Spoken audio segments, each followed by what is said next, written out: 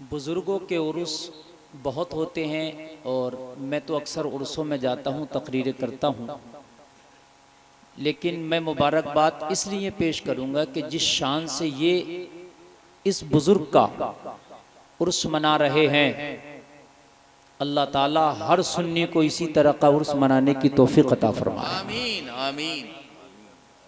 समझ रहे हैं? मुझे बड़ी खुशी हुई। उर्स मनाया, आसिफ रज़ा सैफ़ी को बुला लिया। उर्स मनाया, शायर मुल्क हिंदुस्तान असद इकबाल को बुला लिया। उर्स मनाया, इन उलमा अइम्मा हजरात को बुला लिया। उर्स मनाया, मुझ जैसे उलमा के खादिम को बुला लिया। ये मुबारक हो, अल्लाह इस उर्स को और आपकी मेहनतों को कबूल फरमाए। वरना हमारे उर्सों में क्या होता है, आप देखते हैं कि मुकाबले बड़े बड़े, फिर उसमें डांस पार्टियों की महफिल और काले जादू, मौत के कुएं और सर्कस, तरह तरह की खुराफातें आप देखते हो बहुत सारी। लेकिन अल्हम्दुलिल्लाह मुझे बड़ी खुशी हुई। मैं तो इस प्रोग्राम में पहली बार आया, लेकिन मुझे कमेटी वालों ने बताया कि हज़रत हम तकरीबन 40 साल से इस प्रोग्राम को मना रहे हैं और हमने कोशिश की कि उलमा को बुलाते हैं और आपके महबूब नकीब आसिफ रज़ा सैफ़ी साहब को आप मुसलसल बुला रहे हैं, तो कुछ ना कुछ इस उर्स से आपके ये अवाम जो आती है, ये प्यासी अवाम, नबी की मोहब्बत की प्यासी अवाम, तो ये खाली नहीं जाती है, कुछ ना कुछ लेकर जाती है। इसका सवाब कमेटी वालों को भी मिलता, पूरी बस्ती वालों को मिलता है और इंशाअल्लाह ये बुजुर्ग भी आपसे खुश हो जाएगा। इंशाअल्लाह, बोलो इंशाअल्लाह। आप यहाँ पर आए हो, बहुत तादाद में हो। आप तकरीर मेरी सुनने आए, सना खाने मुस्तफ़ा को सुनने आए, नकीब आज़म हिंदुस्तान को आप सुनने आए। बहुत मोहब्बत से सुनिएगा। अल्लाह करे कि हमें हक़ बोलने, हक़ सुनने की तौफ़ीक़ अता फरमाए और हमें कहने सुनने से ज़्यादा अमल की तौफ़ीक़ अता फरमाए। मेरे भाइयों, कहना सुनना तो हमारा बहुत हो रहा है, हकीकत बात है, बहुत हो रहा है। जगह जगह जलसे, जगह जगह तकरीरों की महफिल, जगह जगह मिलाद शरीफ की महफिल, जगह जगह जुमा खुतबा में, खुतबा के जुमा में अइम्मा मसाजिद का खिताब हम सब सुन रहे हैं, लेकिन अमल बहुत कम है ना भाई? तो दुआ ये किया करो, या अल्लाह हमें सुनने से ज़्यादा, कहने से ज़्यादा अमल की तौफीक अता फरमाए। भाइयों, जिस दिल में अल्लाह की और उसके रसूल की मोहब्बत नहीं, जिस दिल में खशियत इलाही नहीं, वो बंजर ज़मीन की तरह है। जैसे आपके पास, मैं एक बात बताऊं भाइयों, आपके पास 10 बीघा ज़मीन है लेकिन ज़रखेज़ है, उसमें हर तरह की खेती हो जाती है, और 100 बीघा ज़मीन है लेकिन रेतीली है, बंजर पड़ा है, उसमें न पानी का सिस्टम है, उसमें न कोई सब्ज़ा उगता है, न पौधा उगता है, न घास है, न हरियाली है, रेत ही रेत है। मेरे भाइयों, आपसे कहेगा कोई ये 100 बीघा ज़मीन ज़्यादा पसंद करता है या 10 बीघा? आप कहोगे मौलाना इस 10 बीघा के मुकाबले, इस 100 बीघा के मुकाबले मुझे 10 बीघा दे दो, 100 बीघा नहीं लेता। मैंने कहा क्यों, ये ज़्यादा है या 10 गुना ज़्यादा है? कहोगे मौलाना 10 गुना तो ज़्यादा है, मगर बंजर ज़मीन है, किसी काम की नहीं, बंजर ज़मीन है।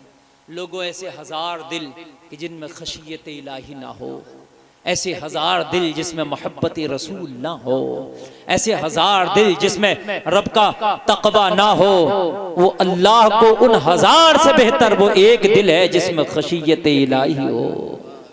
जिस दिल में मुस्तफ़ा की मोहब्बत के जो है दरख्त उगते हो, वो एक दिल हज़ारों पे भारी है, हज़ारों पे भारी है। सुभान अल्लाह, सुभान अल्लाह। मेरे प्यारे, हम तादादों में रह गए। इस्लाम तो न कल तादाद से फैला था, न इस्लाम कल तादाद से बाकी रहा था। इस्लाम को बाकी रखने वाली ज़ात इंसान की नहीं, अल्लाह की ज़ात है। हम कहते हैं हमारे पास हालात नहीं, हमारे पास भाई असबाब नहीं, हुकूमतें नहीं। किसी बात करते हो, यार हुकूमत तो एक ही है, बस वो अल्लाह की हुकूमत है।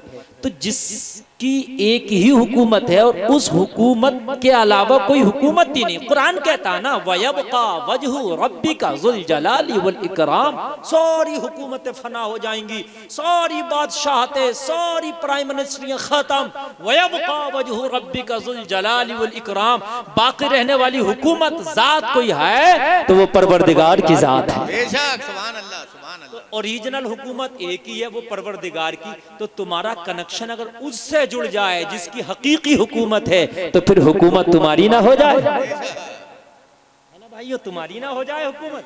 हमने तो उनसे अपना कनेक्शन जोड़ना शुरू कर दिया जिनकी हुकूमत आर्जी तौर पर आती हैं, और जिनकी हुकूमत क्या उनकी खुद पर ना चलती तो वो दूसरों पे क्या चलाएंगे। ओरिजिनल हुकूमत अल्लाह की है।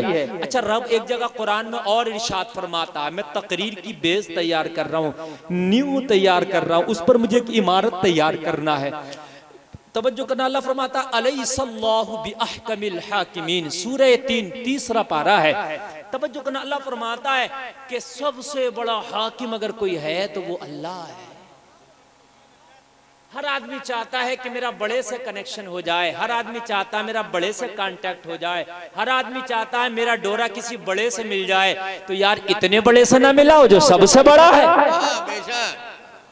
है ना।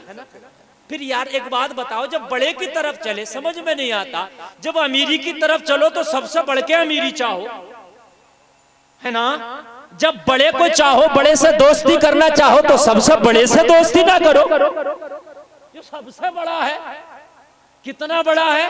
अजान में कहता मुअज्जिन अल्लाहु अकबर, अल्लाह सबसे बड़ा है ना, सबसे बड़ा है। तो फिर उसकी तरफ खींचो, जब उसकी तरफ खींचोगे ना तो बड़े से मिलके भी आदमी बड़ा हो जाता है। मियाँ बड़े का तो नौकर भी बड़ा होगा, भाई मानोगे कि नहीं मानोगे? बड़े का तो नौकर भी बड़ा होता है। भाइयों मानोगे ये बात? नहीं मानोगे? तो यार नौकर बनना है तो बड़े के बनो, दोस्त बनना है तो बड़े के बनो, महबूब बनना है तो बड़े के बनो, है ना, आशिक बनना है तो बड़े के बनो, करीबी बनना है तो बड़े के बनो, कांटेक्ट करो तो बड़े से करो, इतने बड़े से करो जो सबसे बड़ा हो। बेशक, बेशक।